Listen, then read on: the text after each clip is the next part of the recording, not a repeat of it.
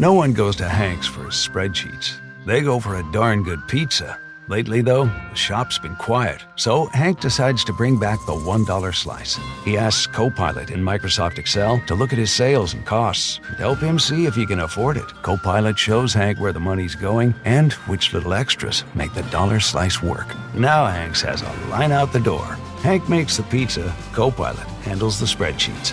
Learn more at m365copilot.com/work. Now playing on Netflix. If the flood doesn't kill you, what lies beneath will. When a Category 5 hurricane decimates a coastal South Carolina town, the storm surge brings devastation, chaos, and something far more frightening. Hungry Sharks. Thrash is now playing only on Netflix. Thrash is rated R.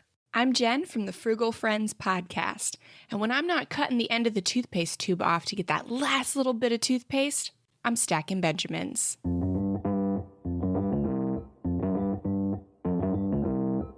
Live from Joe's mom's basement, it's the Stacking Benjamin Show.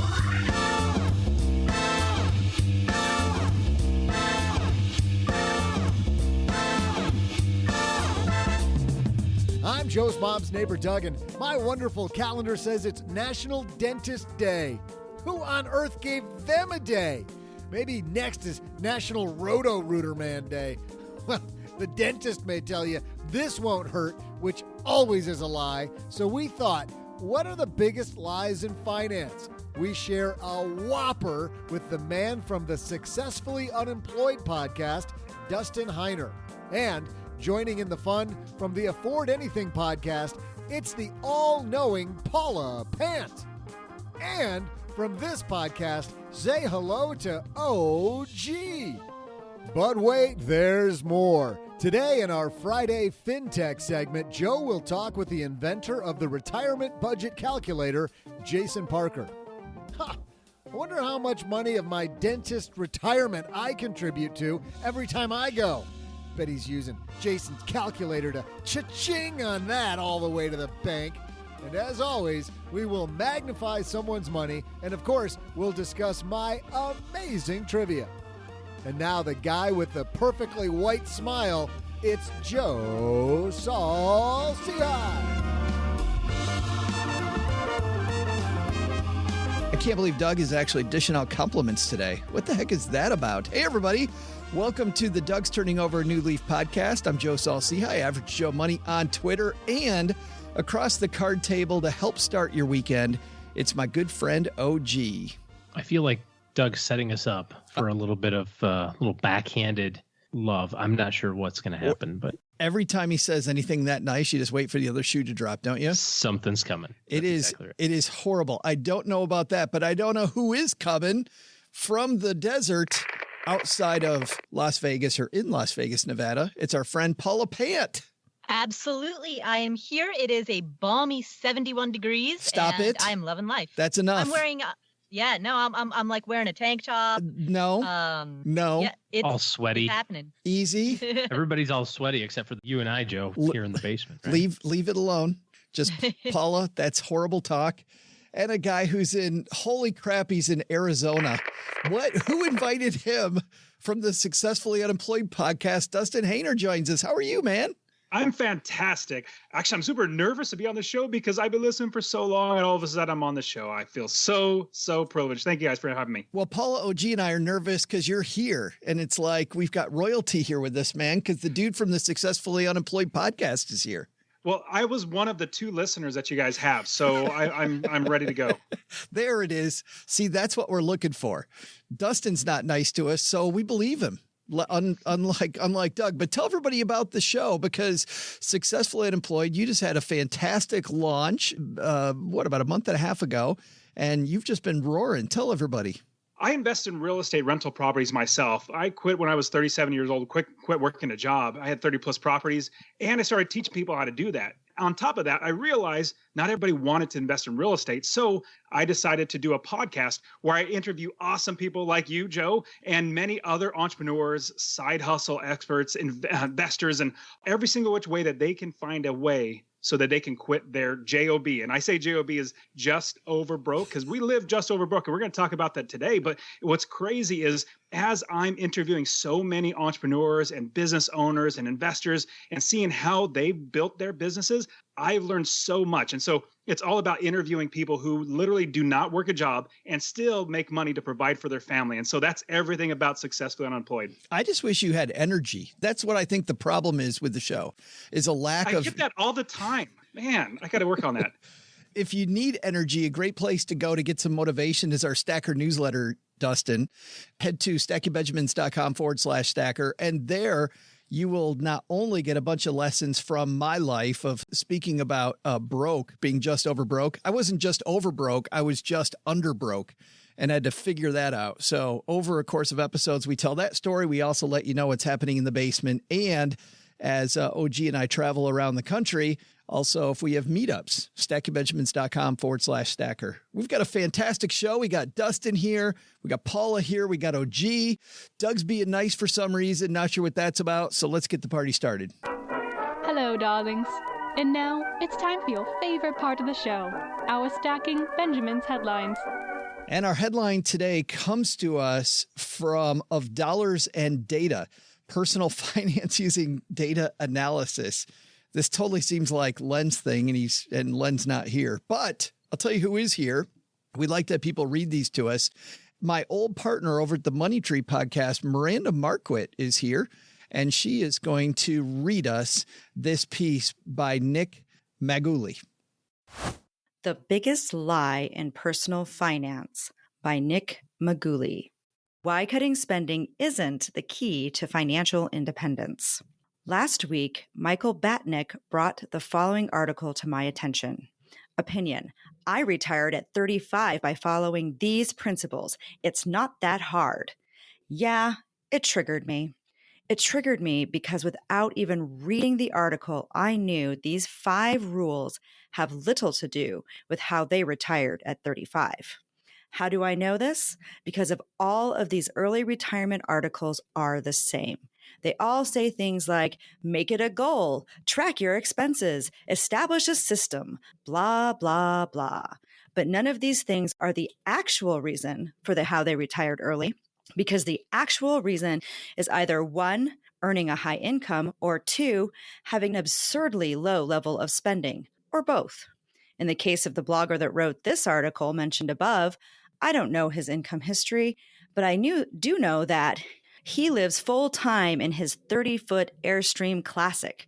It's too bad that one of his 5 rules wasn't retire in a trailer. But seriously, his advice has little to nothing to do with how he retired early. The reason his advice misses the mark is simple.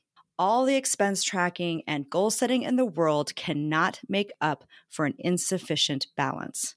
Don't just take my word for it, though. Consider what the Consumer Expenditure Survey from the Bureau of Labor Statistics has to say.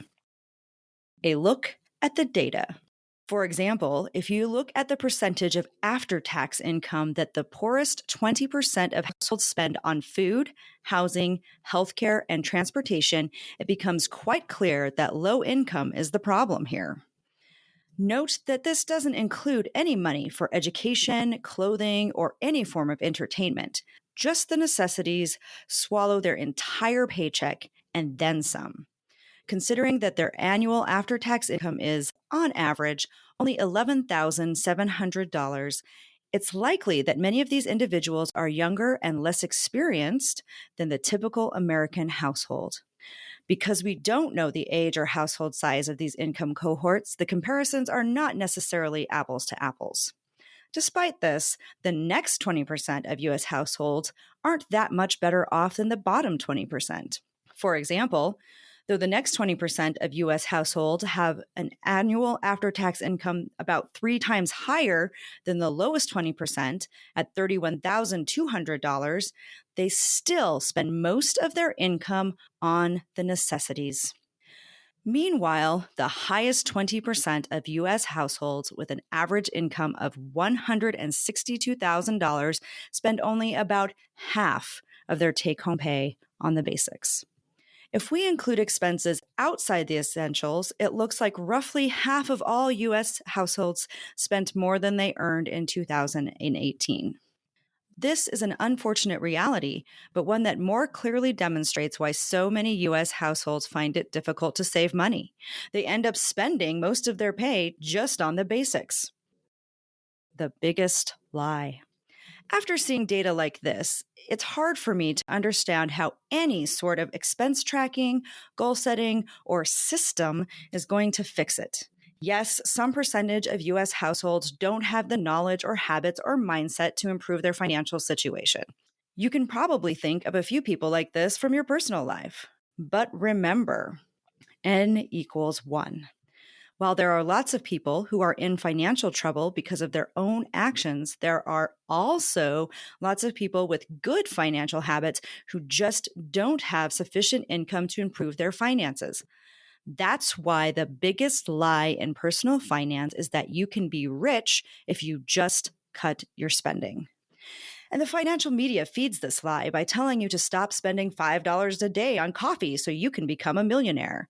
However, these same pundits conveniently forgot to mention that this is only possible if you are earning 12% annualized returns, something that is far outside the norm of 8 to 10% a year. Even if you could get 12% annualized returns, you would need to earn these returns while holding a 100% stock portfolio without panicking for decades.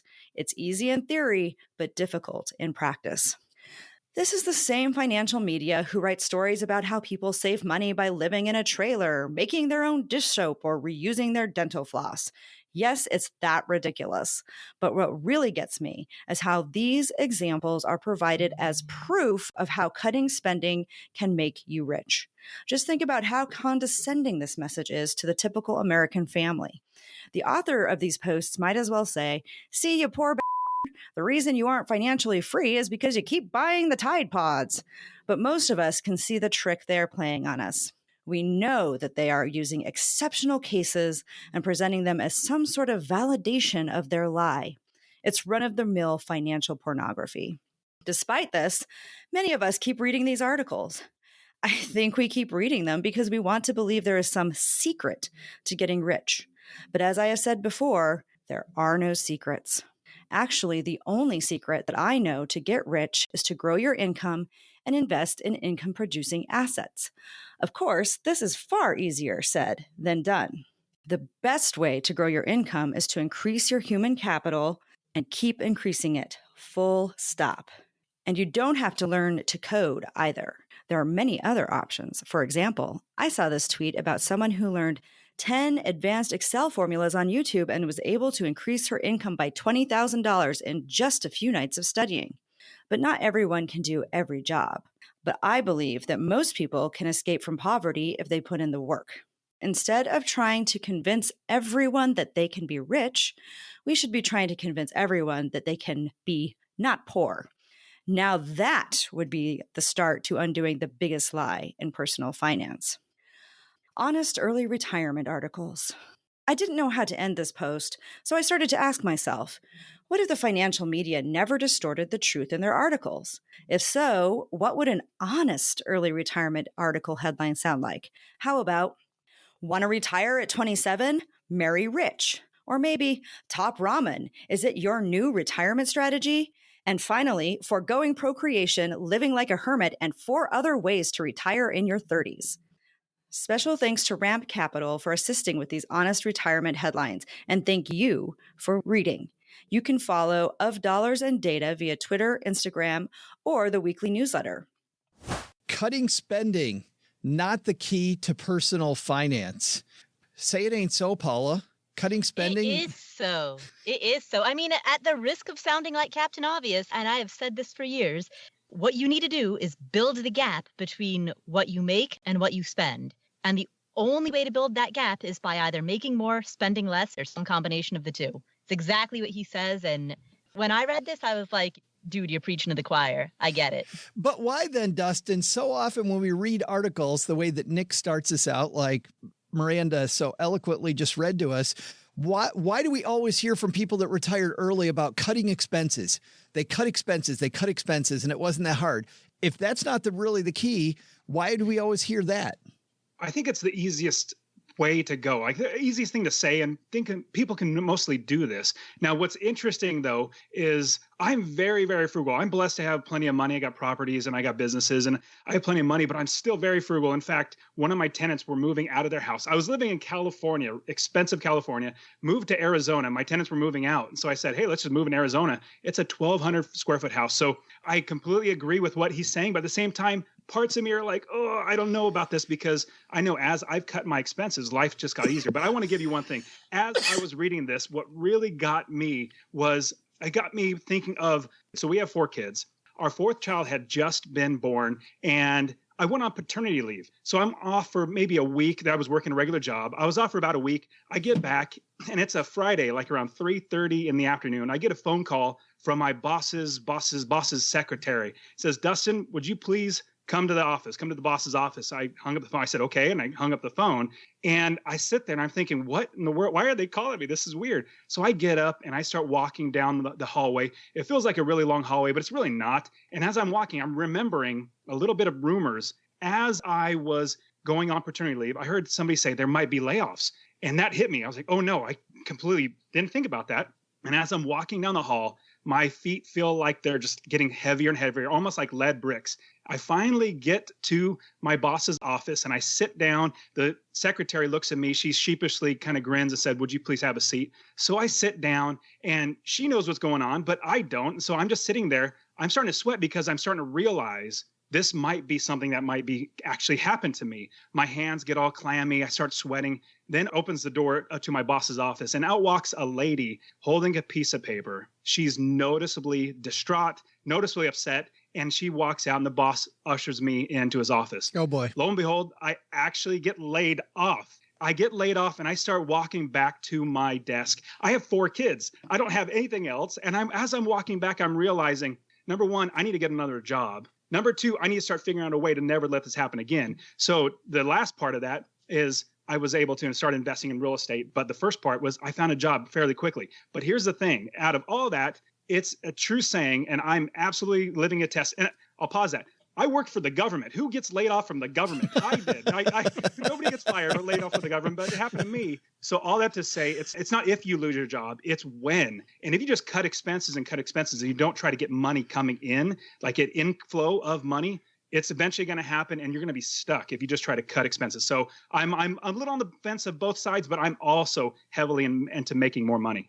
Oh, gee, it's funny. As Dustin was talking, I was thinking about what you and I talked about last week on the show about this Robert Allen quote that keeps coming up over and over again. He says there's 2 doors in life. One says opportunity and one says security. And the person who reaches for the security door gets neither. I mean, Dustin works for the government, the most secure thing on earth, and yet still gets laid off. I think that seems to be a recurring theme.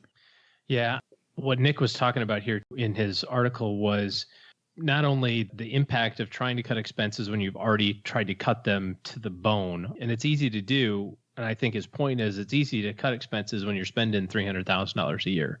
It's easy to find something. But if you're spending or earning $40,000 or $50,000 a year, it's a lot more difficult to make a meaningful impact for your saving. And I think that we don't give it enough energy around, although Dustin certainly brought enough energy a few seconds ago, but we don't give it enough energy to focus on the other side of the income statement. You know, we talked so much about, I can retire, I can be financially independent. I've got $300,000 in the bank, and at the 4% rule, that's $1,000 a month. And look how great life is. I'm retired. The reality is that the other side of that equation warrants just as much emphasis as the cutting of expenses side, and what Dustin was saying here, go out and find income to bridge the gap between those things. Because eventually, I'm guessing you got to the point very quickly where you're like, well, I don't need the job anymore.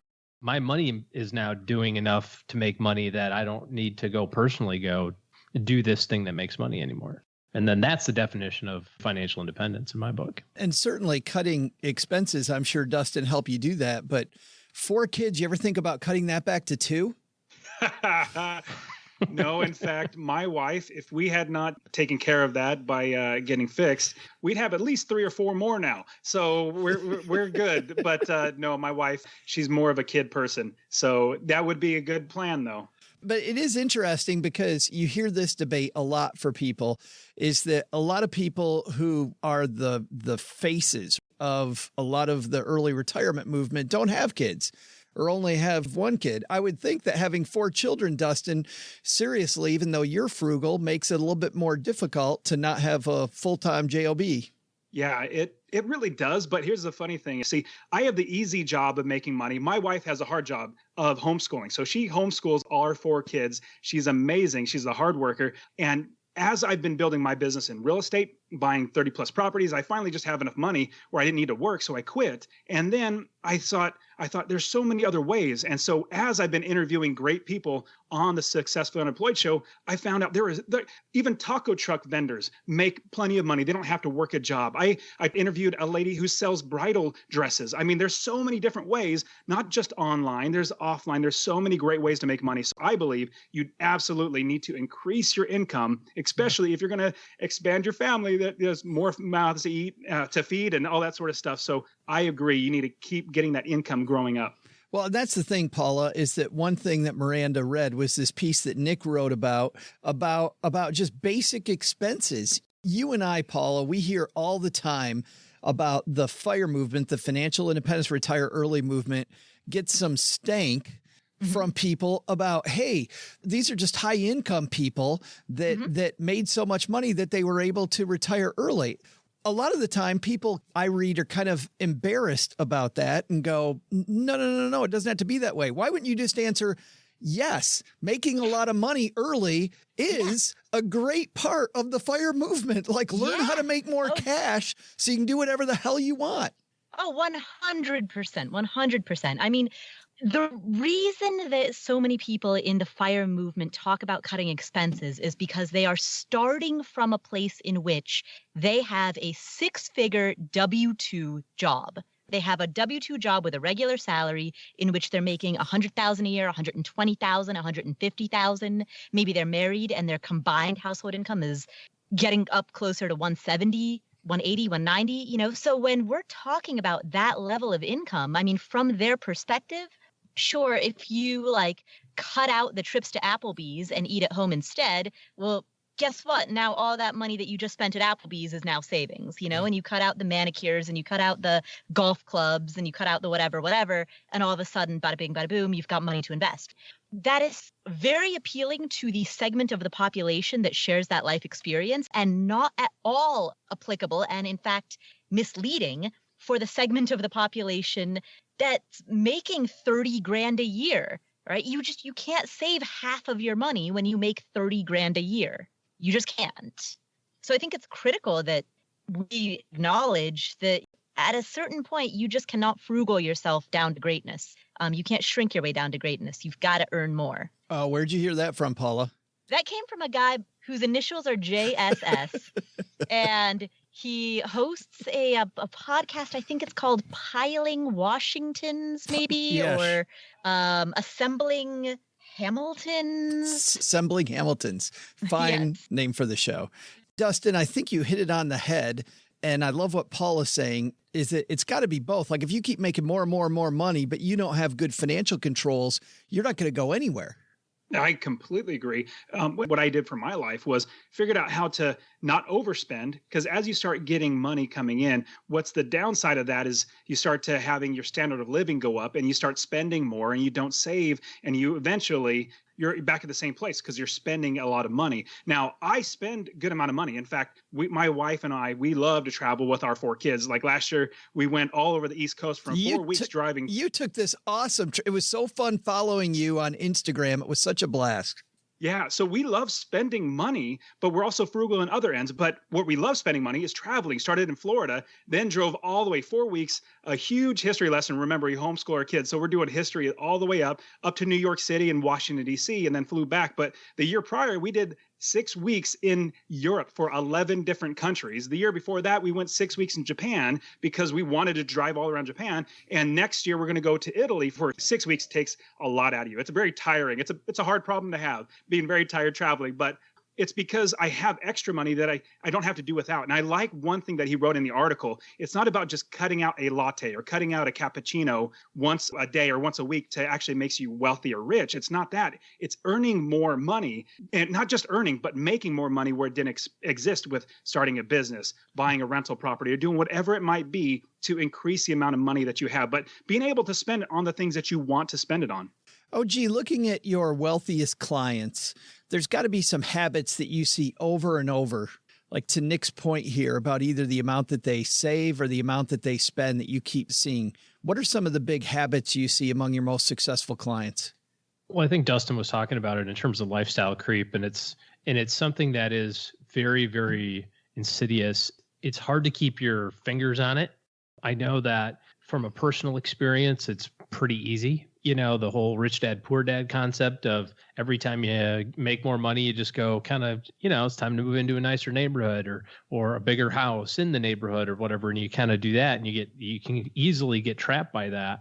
And so I think from a successful standpoint, people don't do that. They kind of baseline their expenses. And then if they happen to have a business or rental properties or a good bonus or something like that, that doesn't fall to the bottom line in terms of excess, or in terms of spending, rather, it falls to the bottom line in terms of savings, you know, goes automatically into their saving or investing bucket. I think probably the biggest common denominator is around house purchases. When we talk to people about buying homes, you and I both owned houses during 2007 and 2008 in Michigan. So it was like the epicenter of like getting your face kicked in the real estate market. And now here we are 10, 11 years later, and the memory of that is completely gone. Just like the stock market declining. The memory of, you know, God's not making any more land, get it while you can, all of that stuff. Yeah, I hear it and it's crazy. But what's funny is that when we look at those things objectively, if we're trying to sell ourselves, we look at it from the perspective of like, okay, you know, I live in an apartment right now. I'm spending $1,200 a month on my apartment. If I bought a house, I could buy a $300,000 house for $1,200 a month. Maybe that's true. Maybe the math works out and that's the principal and interest payment. But you forget about taxes and insurance and upkeep and the fact that $300,000 houses have AC units that need replacing every so often and parts on the fan blades that blow. I mean, there's just always something that's going on in your house. And so when people plateau there and just say, okay, this is our house, Dustin, like you did, you just say, okay, this is where we live now. You didn't say, hey, cool, I make all this money, I can afford $1 million house in the cool fancy golf course neighborhood, because you can. You just said, no, this is where our living expenses are. Then as your income continues to grow, you start capitalizing on it, or you have the ability to capitalize on that. And I think the other side of it is they take that extra money and make it produce money. So that money, you know, you were talking about, Dustin, using stuff for experiences and spending money on experiences instead of stuff is a really important thing. But taking that extra money and saying, okay, now this money has a job now. This money has to go do something to generate more money, whether that's dividends in my investment portfolio, whether that's leverage in my real estate portfolio so that it can produce cash flow or something like that. It's not just sitting in a bank. It's not just sitting in a mattress. It very intentionally has a purpose for this. You know, I've got this 50 grand. It needs to go do something to go earn its keep, so to speak. Kind of like what you probably do with your kids. Well, at least what I do with mine. You're 3 now, Caroline. You can go earn your keep. I'd suggest selling lemonade out front. You got all four kids out working now, Dustin? Is that your secret? Is that how you're successfully employed? You put all 4 kids to work? They are out there pulling up like strawberries and like they're picking all the fruit in the field and everything. Yes, that's my number. I want more kids. In fact, that's the reason why I want more kids as well. You're going to start a farm. Exactly. A farming community. They're doing all the work. I mean, that's funny. My dad is one of 16 kids. And that's how it was. Yeah. And they were a big farming family, man. And they were all labor. They were all the kids were labor. So free labor at that. Yeah. Right. Dustin, you mentioned this earlier. How big did you say the house is that you moved into? 1,250 square feet. With 6 of you.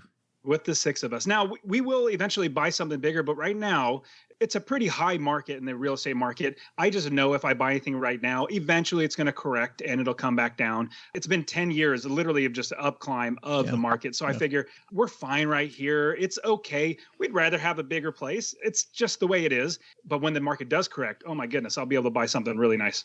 And by the way, just for everybody listening, what you can't see, what we see, we have video on our shortwave, and Dustin's family's huddled in the other side of the room and has been told to be quiet while we're recording this. Be quiet.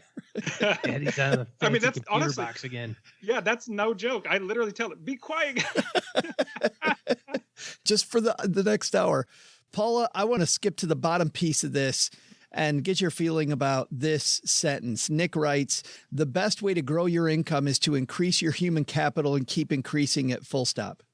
Well, if by human capital he means your skill set, then I would 100% absolutely agree with that. I will make the kind of more nuanced explanation that I think for this audience, for the Stacking Benjamins audience or the Assembling Hamiltons audience, probably goes without saying, which is that increasing your skills and increasing your knowledge and your ability to do things is not limited to only formal education. There are many ways outside of going back to grad school that you can increase both your knowledge and your skill set. So adopting an attitude of lifelong learning and then having the courage to implement that, the confidence to implement that and to iterate. Yes, I 100% agree. That's how you make money, whether actively or passively. I love the idea of creating your own curriculum, like learning what you need to know. Forget about the degree, just learn what you need to know. Dustin, exactly. Oh, yeah.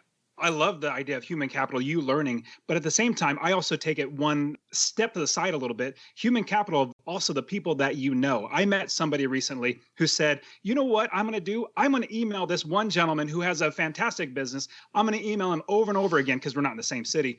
Email him over and over again and ask him, can I work for you for free? I want to just work and work so I can learn. Now he's actually partnering with this big business guy on another big business because he started just having the human capital of reaching out and networking and finding other people. Because I found as all of my businesses grow, it's only because I work with other people. I network with other people. So if you tie everything back to me losing my job, I got another job really, really quickly in the government again, which was great. But what I did was I told myself, I'm never going to let this happen to me again. So instead of telling anybody, if anybody ever asked me, well, Dustin, what do you do? I used to say, I work for the government. I do IT work for the government. Instead, from that point forward, I said, I am an investor. My value is what I give myself, not from my job. So it's either from my God, my family, or from myself. And so I said, now I am an investor. From that, I had so many people wanting to give me properties or sell me properties, wanting to invest with me, give me money to invest with. And so everybody listening, your value is not from your job. Your value is from inside of you, who you are. Is that why OG calls himself the emperor of this podcast? Is that why? Are you asking me? Because it seems like it. I often wonder that. I value myself very highly sometimes. Speaking of OG, let's wrap this thing up. What's your big takeaway from this piece? Do whatever you can to make more money. The one thing that is true is that you can only cut your expenses to zero. That's the bottom line. You could live on nothing. Well, you really can't, but that's as far as you can go. But there's no limit to the amount of money that you make. So if you want to travel the world for 6 weeks in Europe with your 4 kids, you just have to figure out how much it costs and go make the money. Now, that's easier said than done. I get that. But, Dustin didn't start with 30 rental properties. He started with 0 and then got 1 and then got 2. It's step by step making progress toward this goal that you have. So go make some money. Paula? Have the confidence to push yourself to earning more. Frugality is tempting because there's no risk of failure. You can't fail at getting a coupon for fabric softener. But taking a risk, putting yourself out there, trying to sell a product or a service, trying to make an investment in an asset class that you have no experience in, that's scary. And so have the confidence and the courage to earn more, because that's where the potential is, despite the fact that that's the place that is outside of your comfort zone, and therefore people don't talk about it as much. You don't know Doug very well. I bet he's failed at trying to get that fabric softener coupon, Paula. Yeah, he's been trying for weeks. Scanning every newspaper. He spent like $87 in newspapers looking through each one to try to find a paper coupon to clip. For 50 cents. Yeah. You know what's funny is yesterday, literally, my wife's very frugal. She's taught me to be even more frugal. She had our kids, you think about them putting them to work. They are literally making laundry detergent. She has bars of soap. They're grinding it and doing all that sort of stuff. So absolutely, it's something that my family does. All right. And that's why I'm glad it doesn't have smell-o-vision attached to it, Dustin, right there. Well, it smells good. It smells really good. It smells all perfumey. Absolutely. Dustin, being the guest, we'll give you the last word. What's your big takeaway? There's one sentence in here that it was really, really good. Is actually the only secret that I know to get rich is to grow your income and invest in income-producing assets.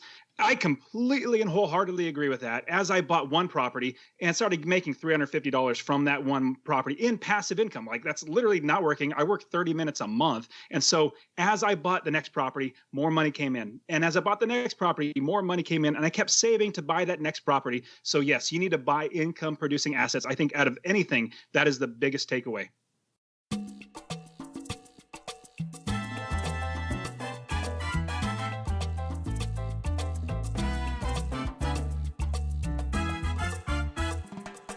Jason Parker not only is a fantastic financial planner out in the Seattle area, he also has Sound Retirement Radio, which is not only on the radio, but also is a podcast that you can listen to wherever you're listening here to us. Jason last year was on talking about his retirement budget calculator.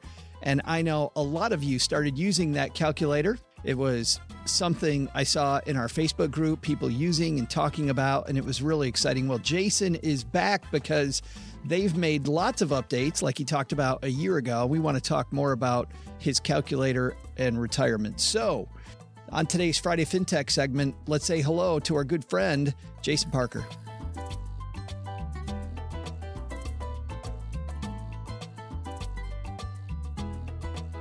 And on his way back down to the basement from the Sound Retirement Podcast, Mr. Jason Parker's back. How are you, dude? Joe, thank you so much for having me back. I'm doing great. Well, I'm glad that you're here in from Seattle, one cold place to another this time of year. This basement's looking better and better all the time. You must be making like big bucks off this Stacking Benjamin show. As you know, that's where all the money is. All the money in the world is in podcasting, my friend. One of these days, your own TV show, you're going to be like the next Jerry Seinfeld of finance. I see it. You're sitting here looking at me. You know I have a face for radio. That's why we do audio. It's because of that. Let's get serious for a moment. You were on here about a year ago, and if anybody has exploded our Friday FinTech segment, it was you, because discussion in our basement Facebook group about your calculator, discussions all over the place. I read about people using it and loving it and how comprehensive it is. Conversations about how even over the course of last year, you kept adding onto it and adding onto it and adding onto it to make it better. A lot has changed in the last year. So I wanted to, for people that are new to the retirement budget calculator and also for people that know what it is, but maybe don't know a ton about it, tell us A, what it is, and B, how it's changed since we saw you last. Joe, I've been a financial advisor helping people walk life into retirement for more than 15 years. I think I'm getting close to 20 years now. You're an old guy. And I've seen it go really well for people, and I've seen it go really poorly for people. And when it usually blows up, it's not because of their savings or investment performance. It's usually because they overspend. And oftentimes they head into retirement, they really don't know how much they're spending. They don't have that number really dialed in. So when I first started building this calculator, I just wanted to give people a tool that was going to give them more accuracy in terms of these future projections, understanding their spending. It's not another Quicken. It's not another Mint. This is not another YNAB. This is a tool specifically designed for, I would say, people are really passionate about are people that are in that FIRE community, people that are financially independent, retired early. Because again, if you look at somebody like Mr. Money Mustache, he only had saved about $1 million before he retired. The reason he's able to retire so early is because he's radical about his spending. The guy, he rides a bike to work instead of driving a car. And so The retirement budget calculator started out being radical about understanding spending, but not just your spending today, how that's going to change over time. Because a lot of people, when they retire, they want to travel more. So we got to increase the travel budget. They've got a mortgage that's a fixed expense. It's not going to go up with inflation. It's going to get paid off at a future time. And what I found was there was no tool out there that allowed people to model their spending. It's the number one most important thing that people need to understand is how much do you spend? There's actually 3 important numbers, but that's the most important. Well, okay, come on. You can't leave us with one. Everybody's sitting there. I know somebody's out there running this morning or whatever time you're listening, and they're going, okay, Jason, what are the other 2 then? Give us the good stuff. Right. So, okay, number 1 is spending. You got to understand your spending. Once you understand your spending, you can do a real simple exercise. If you want to follow the 4% rule, take whatever your annual spending is, multiply it by 25, and it'll give us an idea if you've saved enough for retirement. But the next piece is we have to understand how much you've saved. We have to understand your net worth, your liquid investable net worth, not just not including real estate and assets that aren't necessarily producing income for you, because retirement's all about cash flow. And then the third number that we've built into the retirement budget calculator is time. So we have to have some idea of how long you're going to live. And the way that we do that is we use the data from the Social Security Administration. So we're giving people an actuarial look based on a large group of people, how long they may live. So for example, if you're 65 years old today, you've lived 23,725 days. If you live to life expectancy as a 65-year-old man in the United States, you've got about 6,205 days remaining. One of the reasons this is so important, Joe, is what most people are trying to understand is my money going to last as long as we will? Can we have the lifestyle that we want in retirement? But the other thing is we want to create some urgency for people because I meet with people all the time that will continue to work to 70 and beyond thinking they have all the time in the world. And the reality is time is your most precious asset. So we want to encourage and inspire people to recognize that you may not have forever and you want to live your best life right now. And so those are the 3 numbers. Really be granular about your spending. Number 2 is really understand your liquid net worth, what's going to support your income and other cash flows if you have real estate investments. And then number 3, how long does the money need to last? We've built all 3 of those components into the calculator. So again, when I built this thing originally, it was all about being just fanatical about spending. Some of the things that make the spending side, the budgeting side unique is number 1, you can assign a different inflation factor for every expense. So for example, if you have a mortgage, your taxes and insurance will go up over time, but the mortgage payment, the principal and interest, that's going to be a static payment. It's going to get paid off in a future point. So we don't inflate all of your expenses.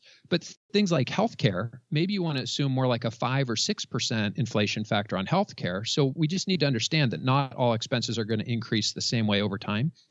And then we allow you to start and stop expenses. Maybe the first 10 years of retirement, you're going to spend, an extra $10,000 or $20,000 on travel. Well, but you want to see that expense going away 10 years down the road.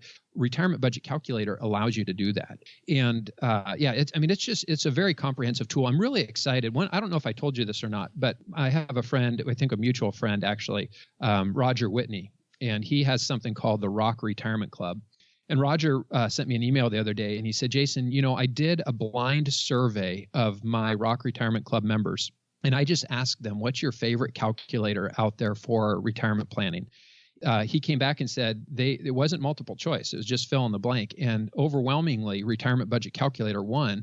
And here's what one of his customers wrote to me, one of his Rock Retirement Club members. He said, I've been using your program and I'm enthralled. I have looked at about 40 different retirement programs, but never found one with such specificity and predictability.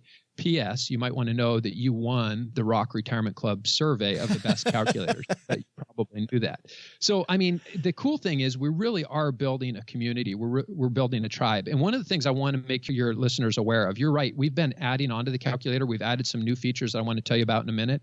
But it's not done. We keep building it, keep making it better, and making it better. And so when you become a part of the Retirement Budget Calculator community, when you sign up and you pay for the calculator, I want people to know that the money that they're spending for the calculator is giving us the resources to continue to build it. So if they're just looking to try to get a good deal, get in, try this thing out, and then get back out again, we've made that really easy for them to opt out. So we give people a 14-day free trial before they're charged anything. So if they can get into the calculator, and if they don't like it, if it doesn't meet their expectations, then they can just cancel during those first 14 days, and we won't charge them anything. Ever since I was a financial planner, I've been looking for robust calculators and planning tools. And it's always been frustrating to me, Jason, like it may be for you on the consumer side. I didn't get anywhere near the robustness that I wanted. And I'll give you an example. And I actually like this tool. Fidelity has a retirement tool that gives you red light, yellow light, green light based on how you're doing for retirement. And I like it. And it's super simple. But the number of assumptions under the hood are mind-bending. And I'm not really sure where that number comes from. I'm not sure exactly why. And for anybody that asks the number why, and this is not a knock on Fidelity, I think it's a fine tool if people just want just a free, quick glimpse. But if you're really serious about planning your retirement, I think being able to turn on and off income, I think is a big thing, right? Where your income source is going to come from, being able to turn on and off expenses, like you said. And then also, I think people don't understand enough this idea that different things inflate at different numbers. As an example, I mean, cost of college. If you had a child late in life and you've got to plan college a few years into retirement for somebody, even for yourself, if you're not inflating that at 7 or 8%, you're screwing up.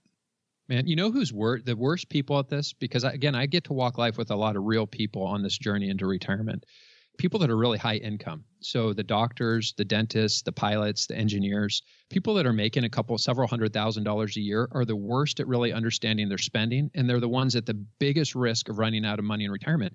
And let me tell you what, if you saved $10 million, but you're spending $700,000, $800,000 a year, you've got the same problem as the guy that saved $1 million that's spending $60,000 or $70,000 a year, right? It's what happens for so many of us is as our income goes up, our spending goes up. A friend of mine once said, the luxuries of yesterday become the necessities of today. And there's just so many things that we spend on that we don't even think about. Like, for example, my wife, she has this Honda Pilot. It's paid for. We don't owe anything on it. But just the other day, I had to bring it in for a 75,000-mile tune-up and do the oil change. And I can't even remember everything we did, but it was a $2,000 expense. Those types of things happen all the time. Most people don't include it as part of their spending plan, and it really blows up their life. But so the spending is so key, but what really set the retirement budget calculator up, I mean, when people really started to get fanatical about this was when we created something called the Future View tab. Because when you know the spending, and you know the assets and you know the time frame, then you can put this all in a sheet. It kind of looks like a spreadsheet. And you can say, okay, here's my spending at year 62, 63, 64, 65. Here's how it's going to change every year. And then you can see, here's how much assets we have. Here's the shortfall between the income we have coming in and the expense going out. Here's the withdrawals that we're going to have to take from the retirement portfolio to make the numbers work. And then we have to make some assumptions about rate of return. And we give people different ways to model that. So what we do is we say, look, if you just want to assume a simple 3% return every year, you can plug that in. If you want to use like a 60-40 stock bond portfolio and model the performance of how that would have worked over time, you can plug that in. And so we're just allowing people to really understand these numbers. And this is not a tool. If people aren't numbers oriented, my wife is an artist. She's not into numbers. So for people that are not numbers oriented, I would say this is probably not the right tool for them. But people that really want to understand, they want to have a greater sense of confidence as they're getting ready to make this transition into retirement. That is what the calculator is really going to help people do, have a better understanding of how the numbers are going to work. Joe, the other piece that we just recently added to the calculator is something called the buckets tab. A popular idea for cash flow in retirement is that people want to diversify their money based on when they're going to spend it. So the idea is money that you need in the short term, the first 1 to 3 years, say, you want that money to be relatively low risk, safe, secure, and guaranteed, maybe just in a high yield savings account or a money market account, somewhere where you can't lose, right? Because you're going to be using that money for income withdrawals. So what we built into the retirement budget calculator is we say, okay, go ahead and pick which day which year you're going to retire. And then the calculator can, because it's smart, because we have all this data, we can say, okay, here's how much you need to allocate to bucket number 1. Here's how much needs to be allocated to bucket number 2. Here's how much needs to be allocated to bucket number 3, because it's just taking the shortfall between spending and your assets and saying, let's allocate these resources conservative for the money that we need in the short term, and we take more risk with the money that we don't need for a long period of time. So that was another cool feature that we just recently added. Which solves a huge problem that I used to see when I was a financial planner, and I'm sure, Jason, that you see this all the time, is that people go one way or the other. They either, they retire on a day and they immediately take all of their assets and they get really conservative, as if you're going to spend all that money in the next 24 hours. By the way, I want to be there for that party if you do that. If you are going to do that, please invite me. But realistically, that's not going to happen. You're only going to spend a little piece of it. And on the other side, I'm sure you see people like I used to, where they forget about the short-term expenses. And then me, I finished my career during the 2007, 2008, or just after that lull. 2009, so we were already recovering, was when I bowed out. But during 2000, 2001, 2002, and during 2007, 2008, you'd see people that totally forgot I might need this money soon.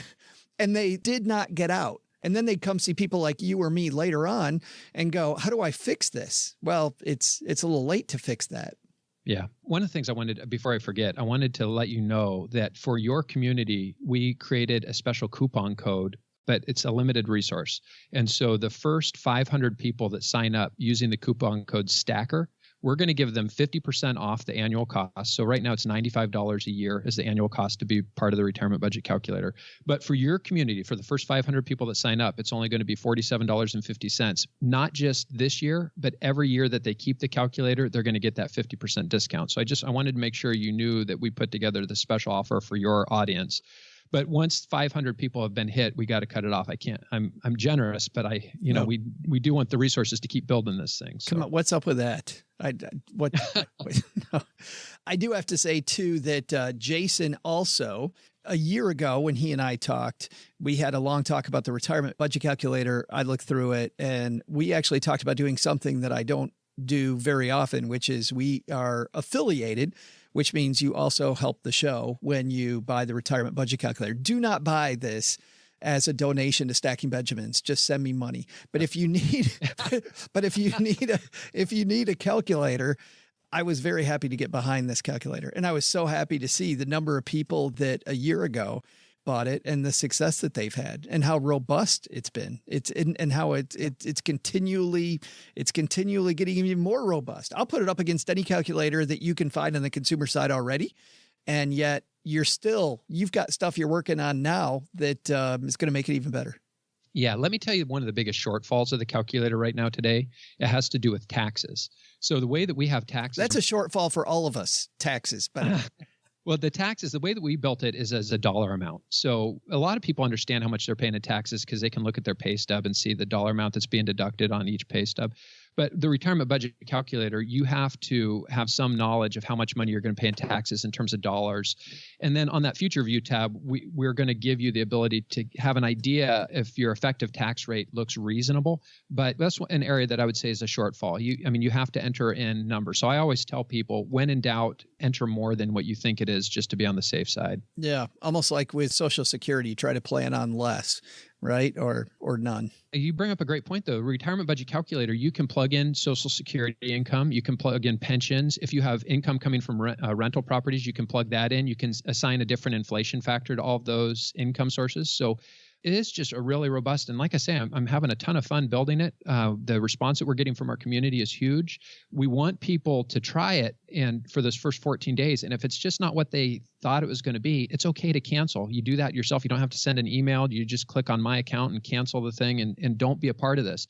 And I just really want to emphasize, I really want to build a community of people that are excited. I almost think of this as like a Kickstarter, right? It's like we want people that are passionate about building a really good tool that's going to make their life better. And we want them to be a part of that process. If they're more of a taker than a giver, it's okay to not be a part of this thing. I'm okay with that. To get there, we've set up a link on the Stacking Benjamins site, which actually will take you right to the calculator. It's just very simple because there's only one calculator that we recommend, and it's this one. So it's stackingbenjamins.com/calculator. It's very, very, very simple. There's not going to be 5 of them or 3 of them or choose between these two. stackingbenjamins.com/calculator takes you right there. Or even easier, when they go to sign up, just put in the coupon code STACKER and they get that special coupon code. Oh, sure. I'm talking about just going to the site, though. So they don't have to. You know how hard it is to remember retirement budget calculator? versus stacking. It's a real. You can tell how creative of a person I am. I'm much more of a numbers nerd than a creative. You are creative though, my friend. So tell me. So you have a radio show / podcast that I love, and a lot of people. Maybe there's a lot of people listening that love it, but always we have people that are looking for new fun things to listen to. Tell us what's coming up on the show as well.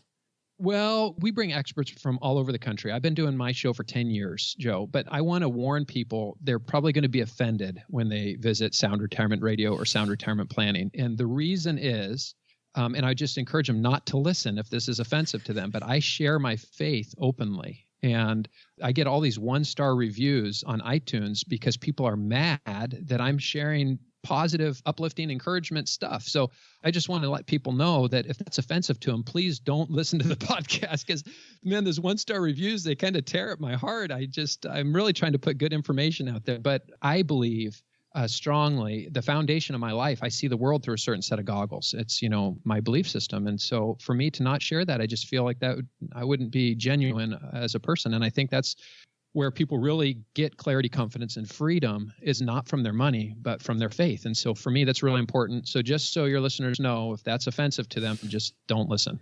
Well, that's, if you've seen our 1-star reviews, if people always complain that they don't get enough nuggets. And I'll just tell you, Jason, just keep making the show for you, big guy. Just keep making the show for you. And, as you've seen, you find your tribe and who's not your tribe. Yeah. And I think of it because when you record something, it has a potential to live forever. So everything I record, I think, man, someday my kids, my grandkids could be listening to this. I want it to be something that's building the world up, not tearing it down. And so again, it's, I do think big picture there. We should start doing that here. That's some good advice. Maybe if we started making something that was a little more evergreen and built the world up more, like this could be a decent show.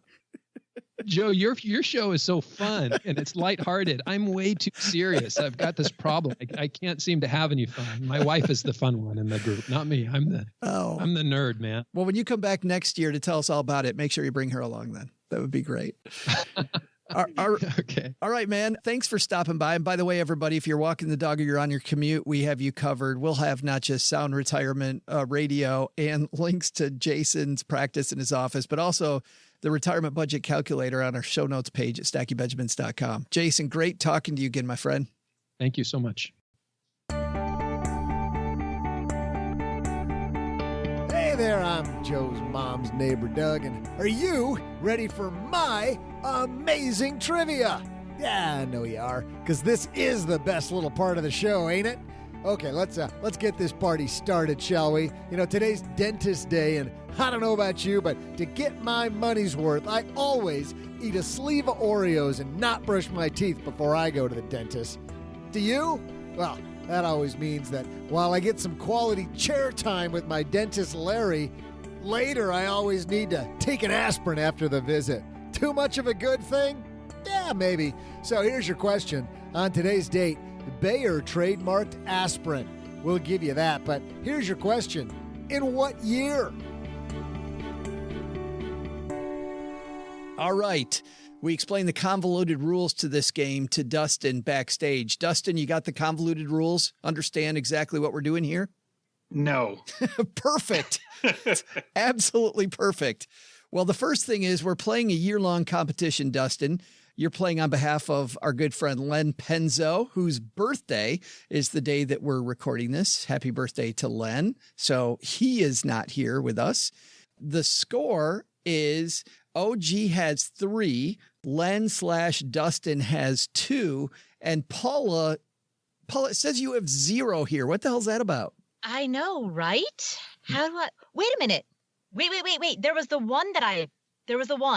Remember, it was... There was one. There was the one. There is. There was one. You just scored one. Karen has it wrong because you got the one where it was just you and OG, and you were closest by just a couple. Yeah, I was closest. OG was 20 off of the number, and I was 17 off of the number. That is correct. So the score is OG 3, Len/Dustin 2, and Paula amazingly has 1. But today, Paula, maybe your comeback day. Do you want to guess first, in the middle, or last? I will guess last. All right. Dustin, would you like to guess in the middle or first? I'll go first. All right. So OG then second. So the date that Bayer was trademarked, or excuse me, the date Bayer trademarked aspirin, what year do you think that was? It seems like it was quite a long time ago. I mean, when I was born, it was still around. So I'm going to say somewhere in I don't know, early 1900s. Let's just say 1900. I'm going to say the year 1900, even though it's probably not it. I'm going to try to get in that area. 1900 for Dustin. OG? Yeah, I feel like it's earlier than that. We'd have to know how old Bayer was or is as a company. I'm trying to think of if I've ever seen any commercials of celebrating our 150th anniversary or something.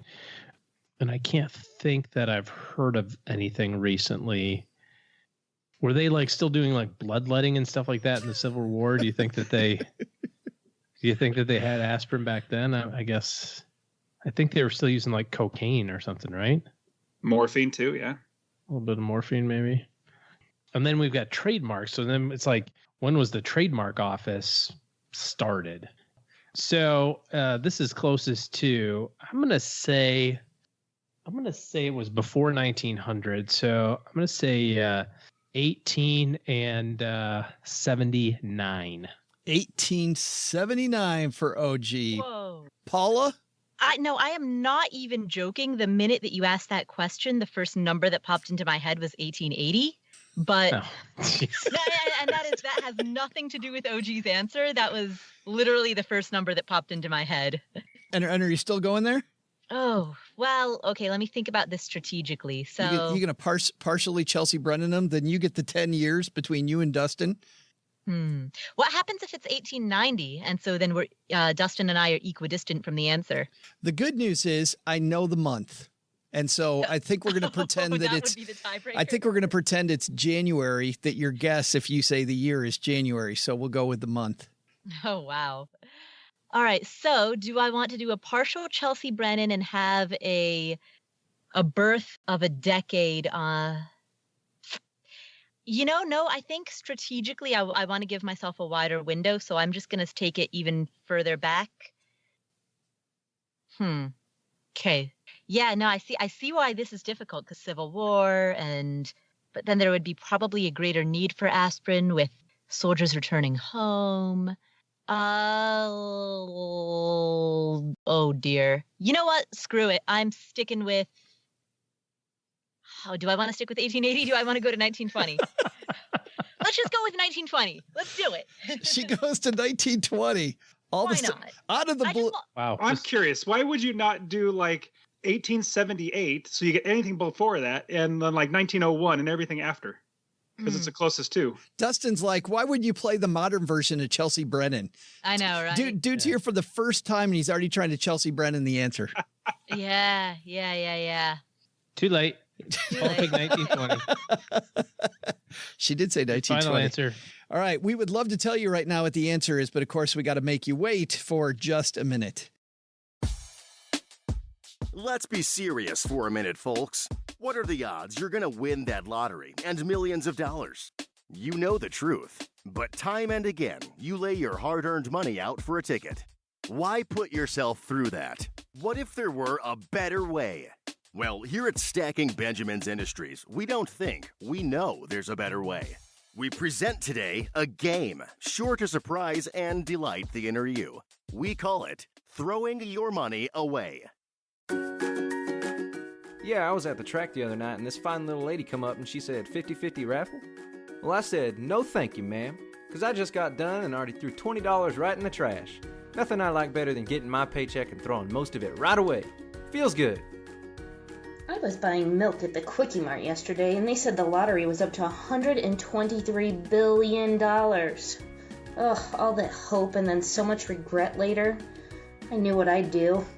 Well, I just stepped outside and threw $50 into the trash. It felt amazing. Yes, you too could join millions of Americans throwing money away every day. Then spend days and sometimes weeks hoping that lottery or raffle pays off. And I could buy a new bass boat, take the whole family to Six Flags, and maybe get a four-wheeler with Dale Earnhardt's logo on it. Why fill your days building list after list of items you'll never win when you can just throw your money away? And if you act now, we'll throw in a free, no-obligation lighter so you can upgrade your experience and just burn your cash. I whipped out my free, no-obligation lighter yesterday and torched $72 from my wallet. No lottery for me. Thanks, SB Industries. That was fun and regret-free. Throwing your money away. Available now wherever there's a trash can, toilet, or garbage disposal.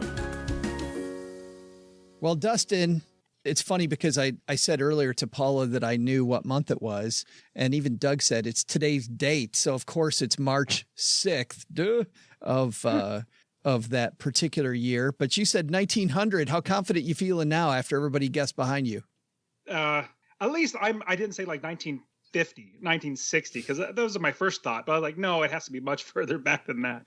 Did we have that when Gwen was on? Didn't she say that? What did she say was created in like 1969? Like beer sold in a can. We're like, really, Gwen? That's how young Gwen is. 1879, OG, feeling pretty good with that, especially since Paula changed her mind?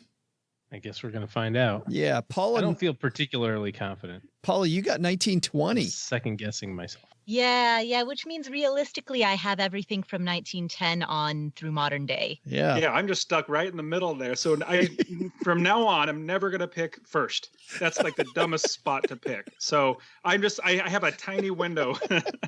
Dustin's already making notes for next time. Yes. He's all set. All right, Doug, what's our answer? Welcome back, Trivia Nerds. I'm Joe's mom's neighbor, Doug, and let me recap for you. There was this little German company named Bayer, and they trademarked the word aspirin way back in the past. Well, my question was this: in what year did Bayer trademark aspirin? If you said 1920, well, not quite. It was earlier than that. But if you said March 6th, 1899, you'd be on the money. Wonder how much money that trademark made Bayer over the years. I don't even know that they had medicines back in the 1800s. I thought it was all like leeches and potions and like spells. Well, now, there I learned something, see? Let's get you back to Joe and all these other yahoos talking around that rickety card table. See ya! Whoa! That was surprisingly really close. Shot in the dark, yes. Yeah. And I want half the profits, Len. Yeah, you got to write Len an email now and tell him that you get half of his big prize this year. I was amazed because I had looked ahead to see what Doug's answer was. And when you said 1900, I was wholly right on it. And then I thought maybe, when he said 1890, I thought you were going to Chelsea Brennan him and go 1899. I was real close to just saying 1899. That's what I was going to say. But then Paula would have taken 1898. Yeah, exactly. So I actually thought the answer was 1897. I said 79, but a bout of dyslexia there for a second. I was going to say 97, but I still would have lost. So there it was. And Paula, 1920. Better luck next time, huh? Yeah, seriously. Okay, since the new year began and we stopped doing closest without going over, I discarded the Chelsea Brennan strategy, but clearly that is not working in my favor. So from this point forward, Paula is a new Chelsea again. We're 2 months into the new year and I can feel it coming back. It's coming back with a vengeance. I had a soft first 60 days and now the rest period is over. I'm ready for the sprint. Are you saying no more Miss Nice Guy, Paula? Exactly. Let's take Not here on the Assembling Hamilton show. Yes, the kinder, gentler Paula while she's here. Let's take out the magnifying glass, guys, and help somebody do better with their money. Today's hotline call comes to us courtesy of magnifymoney.com. You know what happens, Dustin, when you head to stackingbenjamins.com/magnifymoney? I'm sorry. Am I supposed to know something here? I'm completely drawn a blank. That is perfect. That is perfect. Well, this is what happens, Dustin. You find out those financial products you use every day at your brick and mortar bank that they're nowhere near best in class because at Magnify Money, they rate over 92% of the products available online against each other. And you can see that the stuff you're using, you could be using way better online tools. Head to stackingbenjamins.com/magnify money, whether it's checking accounts, savings accounts, CDs, better credit cards, better student loan options, whatever it is, Magnify Money has it. And use our link to get there, stackingbenjamins.com/Magnify Money. Now, normally here, we play a call. However, we asked a question that I wanted to draw everybody's attention to. And I wanted to get your take and share some of the takes. So on my Twitter feed at Average Joe Money, I asked this question. What's your best advice for future college students to fund their education when their parents can't or won't help them? I asked that question. So, OG, let's start with you this time. Your best advice for a future college student to fund their education when their parents can't or won't help them financially. Well, I think there's two that come to mind. First, pick a really cheap school to go to, especially initially, like a community college. We talked earlier about making money, and there's nothing wrong with taking 5 years to be done with school or 6 years to be done with school. Get a job or two, go to night school, and get the first 60 or so credits out of the way at the lowest cost possible. It serves a couple of purposes. Firstly, it's inexpensive. And secondly, you don't know what the hell you're going to do when you're 18. And until you start getting into school and start doing some classes and coursework, you may think, I'll be the world's greatest accountant until you go to do accounting and realize you hate accounting. So you want to learn that on the cheap, not on the most expensive. So mine is low-cost community college for the first little bit. It's funny, our friend David Carlson at Young Adult Money agrees with you on Twitter. He said that this is a rare opportunity because most high schoolers don't think about the cost of a college degree. In this case, it's tough to argue against community college first 2 years. He also says, though, it partially depends on what they want to get out of college. It's easy for us to say community college from our seats, but in reality, some will want to be at the same university for 4 years. But, OG, it's still a cost-benefit analysis you got to do. Well, the question was, what's the way to do it if no one's going to help you? Yeah. And the way to do it if nobody's going to help you is do it inexpensively. Dustin, what do you think? So I'm definitely one that I just hate how much college costs. So, OG, I'm right there with you. I think that's a brilliant idea. But here's my advice. Don't go to college. That's my big advice. And the reason why is there's so many ways to make money instead of going to college and getting in that much debt. Now, I'm not saying that college is bad. I'm saying how much debt you're going to get. And there's so many ways to make money. So for everybody on the show that's watching this right now with Joe and OG and Paula. So this is my diploma. I actually got it in wood, like it's embossed. But I'm realizing I had this in a shelf and I was like, why do I even have this? Like, I'm successfully unemployed. I'm never going to work at another job again.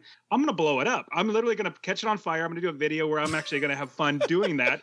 I'm going to first get my kids' BB guns. I'm going to shoot at it. Then I'm going to get my bow and arrow. Then I'm going to get a gun. Eventually, I'm going to blow it up and catch it on fire. The reason why is because I spent a lot of money on it and I will never use it again. So there are so many ways to make money. So everybody listening, this is an advanced strategy. But don't go to college. You're going to waste money. But you don't think that you use the skills that you learned in college or that maturation process of being there for a few years was helpful? I would say I learned two things. Number one, how to cheat. And number two, how to cut my own hair. So those are the two things that I learned. In all honesty, I probably did. I know what it is because I went and got business degree. So I know I'm applying some of that stuff. But at the same time, every business mistake that I've done running my own business, I've learned so much more than ever going to college. But yes, you're right. I have learned some. But remember what I said was it's how much it's going to cost. That's going to be so ridiculously stupid. I just say don't do it because it's going to cost so much money. Instead of giving a $50,000, $60,000 loan to get a piece of paper to hopefully get a job, use that money, buy a rental property, make $350 a month, $250 to $350 a month in passive income, save your money, buy another one, do it all over again. That's what I'm teaching my kids. Yeah. Our friend Jay Fleischman, student loan lawyer on Twitter, likes the same stuff that you're talking about, Dustin. He says, don't go to college unless and until you know why, in all capitals, you're going to college. If you're just going because everybody else is going, which is why a lot of us went, then don't go. Paula, no parents helping you with college. What do you do? First, while you're still in high school, take as many AP classes as possible and take as many AP tests as possible. Because here's the beautiful thing. You do not have to take an AP class in order to take the AP test. And if you take the AP test, if you take the exam and you score a 3 or a 4, the scoring is between 1 through 5. So if you score a 3 or higher, like a 3, 4, or 5, then most colleges or many colleges will grant you college credit for that subject. So you can buy the textbooks read them on your own while you're in high school, take the AP exam, even if your high school doesn't offer the class, take the AP exam and test out of a ton of classes. You can basically test out of your whole freshman year. And then after you're finished with high school, you can, at any age of your life, continue to do the same thing, not with the AP exams, but with a different company called CLEP, which stands for College Level Examination Preparation or something like that, CLEP. CLEP exams you can take at any time, at any age. You don't have to take the course, and you can test out of or receive credit for college courses again. So if you are self-motivated and a self-starter and you're willing to just buy the textbooks, read them on your own and take the exams, you can test out of the first 2 years and then only pay for your junior and senior year. Similarly, Saving Sherpa said Air Force ROTC, not part of your answer, but the rest of it is. By the way, there were a few people that answered different ROTC programs or using the GI Bill. But he says lots of attempts on SAT, ACT, roam the web for scholarships, but the pioneers answered that and said agree on studying and lots of attempts at ACT, SAT. That got me full tuition for my first year and half tuition for every subsequent year. I studied like crazy and took it 4 times. Never could get above the threshold needed for the full tuition for all 4 years, though. But just ACT, SAT prep, I mean, on top of the stuff that you're talking about, Paula, created a lot of money for pioneers. Oh, yeah. Big money, because with both SAT and ACT, they take your highest composite score. Basically, you don't get penalized for taking those tests multiple times. Good time to think about that right now for people in high school. Maybe have them have their high schooler listen to the show. They'll find out how brilliant Dustin is at bear-related trivia, and then they'll also maybe get some ideas for college. All right, guys, that's going to do it for today. By the way, if you've got a question, usually we take a question in that segment. So if you've got a question, head to stackingbenjamins.com/voicemail, and we'll be happy to weigh in on whatever your question is for us. We're going to let our guest of honor go last. So, OG, what do you got going on this weekend? It is spring break. Starts right now. You're doing the dad. So doing the yabba dad. dabba do. No. I'm on vacation, man. Oh. It's spring break.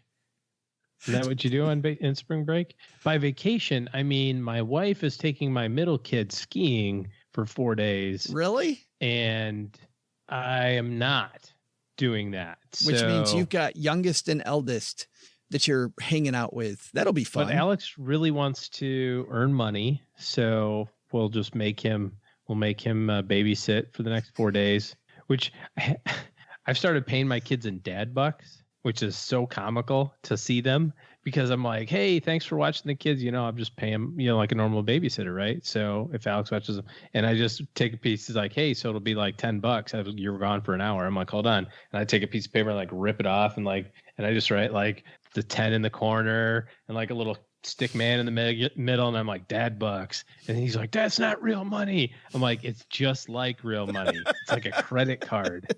It's backed by the faith and credit of your father. Exactly. Full faith and credit. So Mrs. OG and William are going to go skiing for a couple days. It's William's 10-year trip, so they're going to do that. And then we're just going to hang out. So I have no plans.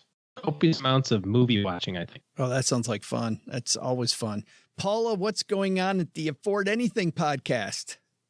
On this same day that this episode comes out, on the Afford Anything podcast, a certain guy by the initials of JSS, who hosts a podcast called Piling Washingtons, that guy joins me on the Afford Anything podcast so that we can answer questions that come from the community. If you missed the answering of questions and want to hear some Joe Salsi High, come on over to the Afford Anything show. There it is. You're like, didn't get my question here? Get all your questions on over there. And you and I have a ton of fun doing that. And every once in a while, we have a knockdown, drag out argument where you are wrong. Joseph Andrew. Oh, but easy on that. I should have never told you my middle name. Dustin, I told Paula my middle name, and now she uses it like mom, and it drives me crazy. It's not as bad as mine. I'm half Japanese. I'm saying mine's bad, but mine's Yoshio. And so Yoshio, it's a little bit more rough to hear when somebody says Yoshio. I'm like, is that me? But does your mom go, Dustin Yoshio? No, she doesn't. My actual name is Dustin, but growing up, it was always Dusty. And when I got in trouble, it was Dustin. Dustin, get over here. Yeah. So, yeah. So this whole experience, this whole podcast has been like your mom is mad at you, as we say, Dustin. I've kind of grown out of that, but it's been a long time. I mean, it's been after slow, gradual cuts here and there. Eventually, I worked out to where Dustin's just fine. Well, tell us what's going on at Successfully Unemployed. You know, as you mentioned, there's only one other person who listens to the show, so you can share all the secrets about what's coming up soon.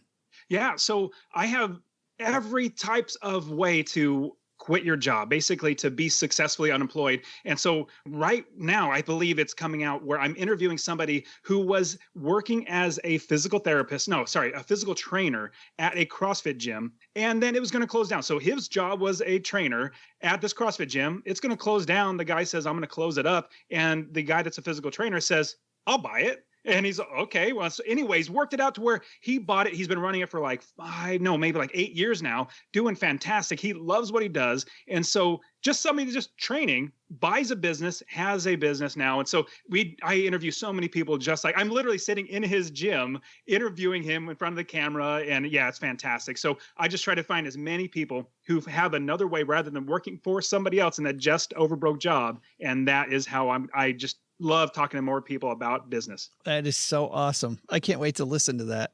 Accidental entrepreneur, and probably way happier now that he did it too. Oh, he is so happy. He has his own people that he is around all the time. He literally turns down people. People want to work out at his gym. He's like, no, I don't like. His personality is really fun. Joe, you would absolutely love him. He goes, no, I don't like you. You're not going to work out here. And he kicks them out. It's great. Get out of here. And we'll link to Successfully Unemployed. Dustin's podcast will link to Afford Anything. We won't link to, Nickel and Dime and His Kids. We won't link to that. But everything else will be at our show notes page at stackingbenjamins.com.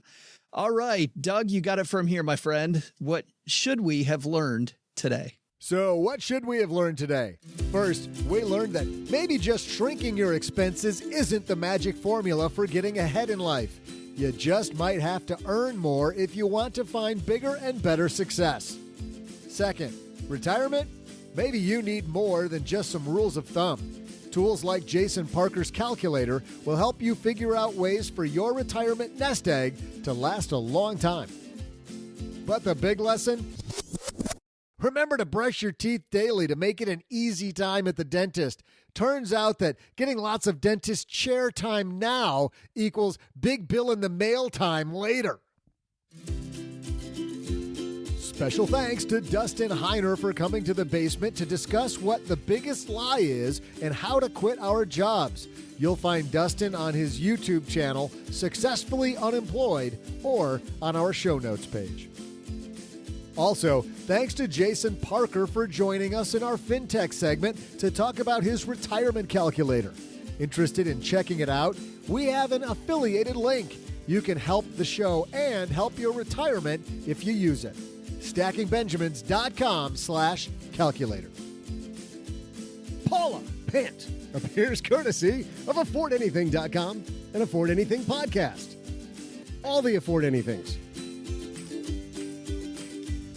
This show is created by Joe Saul-Sehy, produced by Karen Rapine, and engineered by the amazing Steve Stewart. Online, visit us on Twitter at SBenjaminsCast or on our Facebook page.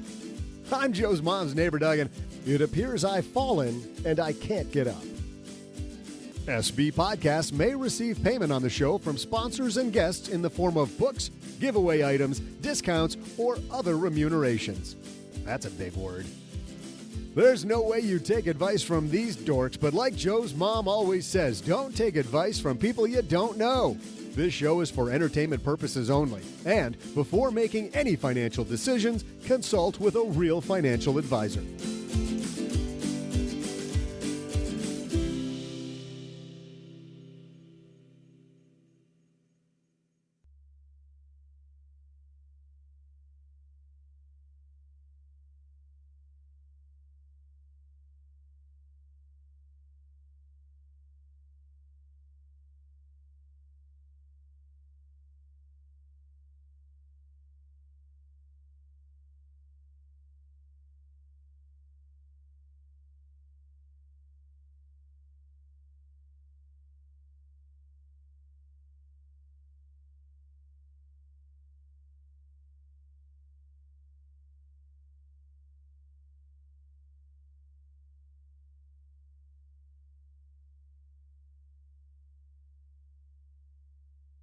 Welcome to the after show. This is the part of the show that doesn't exist.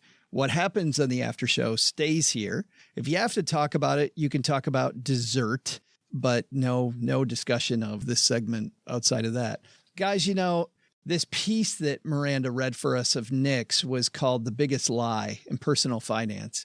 And it made me think about lies and about lying. And I was wondering if there's any lie in your life that stuck out, either a lie that you told or a story about a lie that you liked, or maybe somebody lied to you and you were onto them.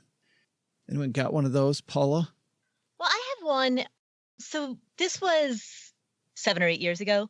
I was touring a potential rental property that I was thinking about buying. It's a triplex, and one that I ultimately did not end up making an offer on. But I was looking at it, and I was with a real estate agent. And when we walked out, I knew that the water and sewer they were not separately metered for each of the units. There was just one water and sewer line for the whole house. And typically in that area, landlords pay for that. So as we walked out, I turned to the agent and I said, "Hey, do you know how much the monthly water bill is?"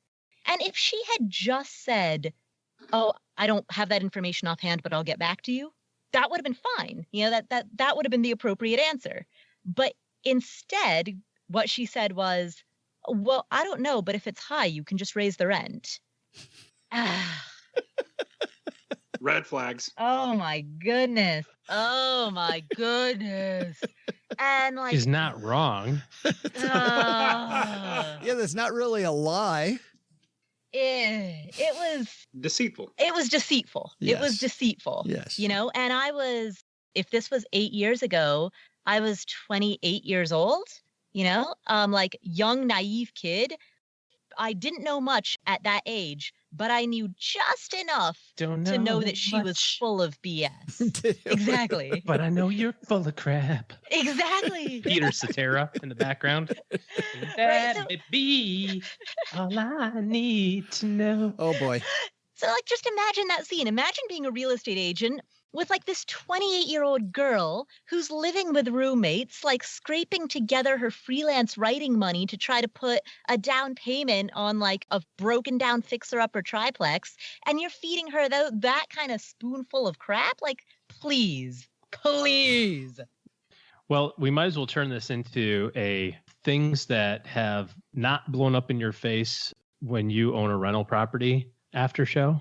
I got to believe, Dustin, you've got something. So since Paula kind of tore the Band-Aid off here on that one, I will add my 2 cents to this. I had currently own a triplex that we're remodeling and has been under remodel for 8 months, which is just obnoxiously insane. It's a really old building, so it's got all knob and tube electrical in it. And so I said, "Hey, while the tenants are out, there's 2 of the 3 tenants are out." I said, "Why don't we rip all the walls off? Let's re-insulate it. We'll rewire it." My threshold is I want a place nice enough that I would live there also. I'm not interested in being a slumlord. You know what I mean? And this place had seen better days. So we tear the walls off. One construction crew guts it all. And the guy calls me, the property manager calls me, says, "Well, we can do the electrical one of 2 ways." He says, I got a buddy of mine that knows how to do electrical work. It's going to be $1,500. If you want to pull permits and, do it right. Government. Yeah. But he's totally if you want to go that route and do it the legal way, that's going to be $7,000. And I said, well, as it's not your liability if the place burns down because of faulty electrical work, we're going to do it the right way. And I know it's way more. So that's okay. So I go up there. He says, all right, all the electrical's done. I go up there and I walk around.